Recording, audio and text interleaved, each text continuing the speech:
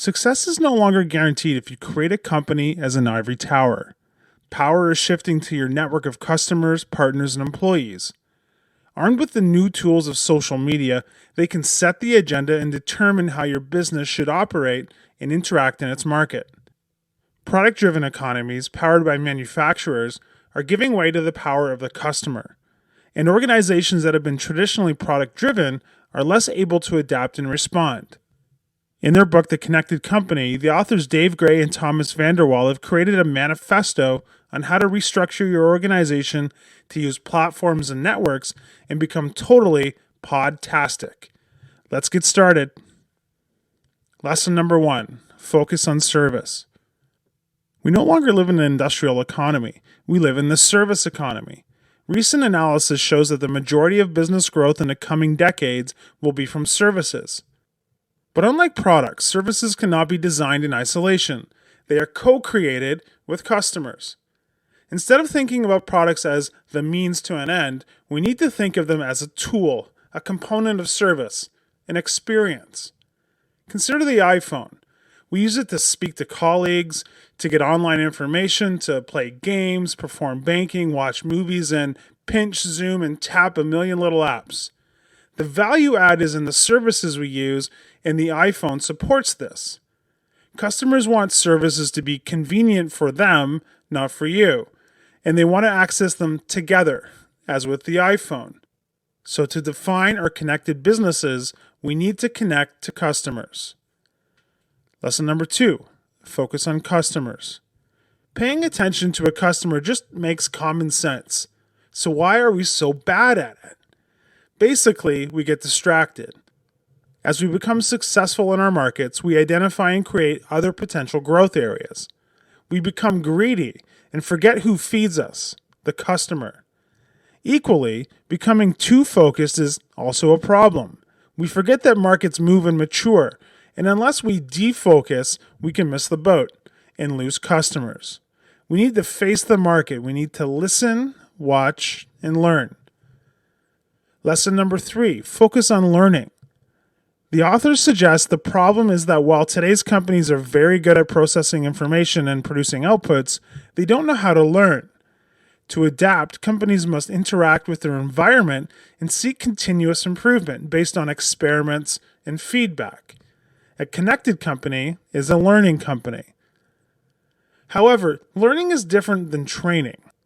Training is emphasizing what you know and already do, old processes, habits, and systems. Learning develops ways to deal with new, uncertain, and ambiguous situations. New innovations, creations, and breakthroughs. If you're not learning, you're falling behind. The authors suggest learning requires feedback to ensure improvement, and the most important critic is your customer. Customers not only compare your service to what you've done in the past, but they also compare you to alternatives, to your competitors. Beware though, customers don't always want services to be delivered consistently or in the same way as others. They want customization, services that are personalized to them. Lesson 4, be organic. A connected company learns and adapts by working at the point of interaction with customers, where they can experience firsthand what the customer requires. How can you do this? Many of the problem areas have been addressed by the very people who created them, technologists.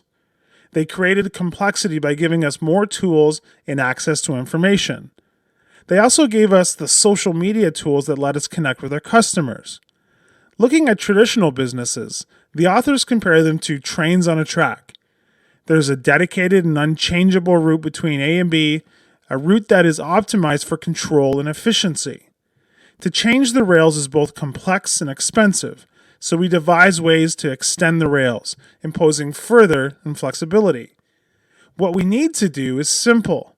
Get off the train altogether and embrace a different system and approach. Connected companies are not hierarchies divided into centrally controlled functional parts. Connected companies are organic, complex systems working together with each part a fully functional whole in its own right. Connected companies are podular. Lesson number 5, focus on pods. The authors ask, How can you divide the workforce in your organization to optimize for innovation rather than efficiency? Their answer? Supplement divisional thinking with podular organization. In a podular organization, you divide labor into businesses within business, each of which can function as a complete service in its own right, giving an increased level of flexibility and adaptiveness. Podular design is like a franchise model, providing the pods with support and structure while allowing them to do business in their own way to meet local challenges. Pods are fast, scalable, resilient, and independent. They're authorized to represent the company and deliver results to customers. Each can make adjustments without disrupting others. If a pod fails, there's enough redundancy in the system to find the associated services elsewhere. There's a lot of tacit knowledge in each pod, as it is a small avatar of the larger business.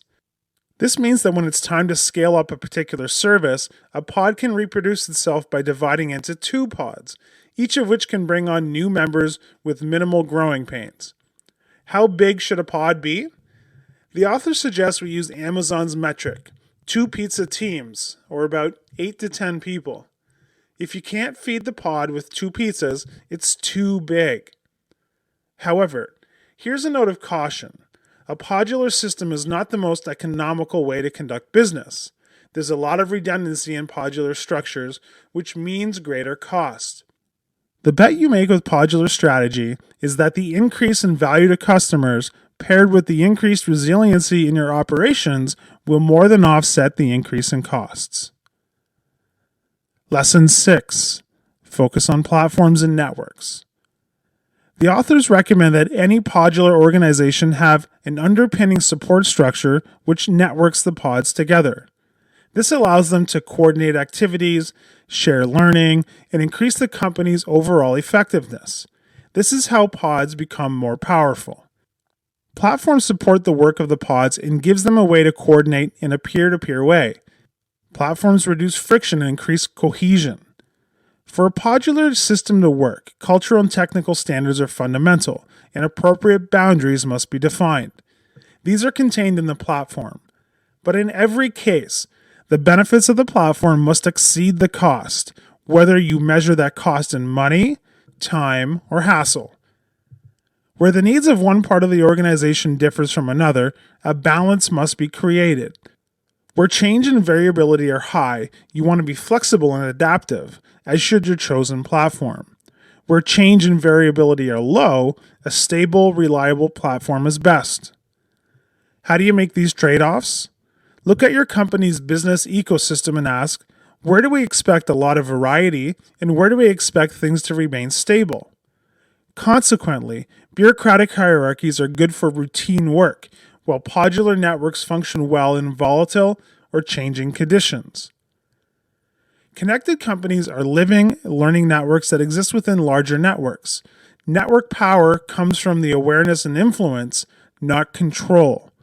Leaders create clarity, trust, and shared purpose, while management focuses on designing and tuning the system to support learning and performance. Lesson number 7. Focus on measuring. The authors tell us that as leaders of a connected company, we need to stimulate the company with ideas, energy, and emotion.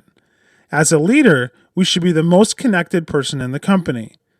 When you lead a connected company, you're leading a network, a distributed control system that allows people and teams the appropriate freedom to do their work as they see fit. Connected leaders focus not only on those who are inside the company, but also on suppliers, customers, and investors.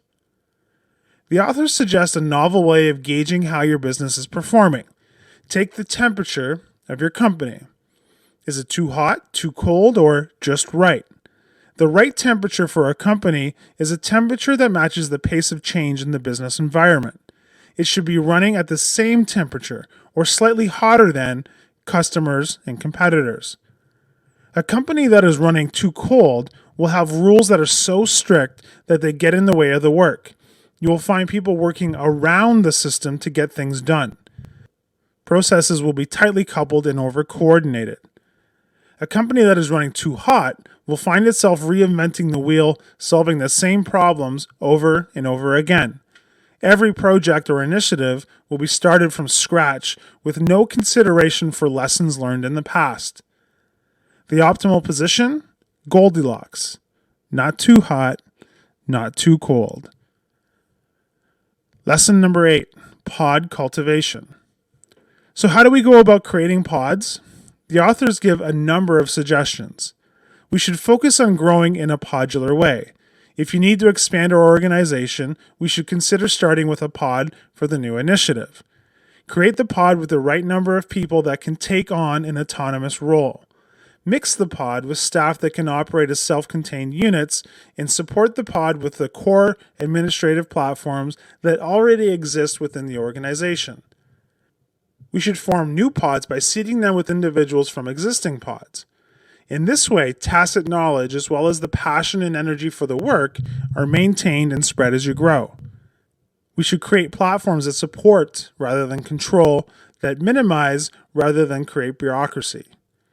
We should find podular people and foster teamwork by ensuring staff are aware of the common goal and that the goals of the subgroups are not isolated from each other. Eliminate goal conflict within the organization and put your people first. Changing the company and creating pods means changing the underlying perspectives of traditionally focused people. They need to commit with their hearts as well as their minds. Find ways to engage their emotions. We should launch a pilot pod.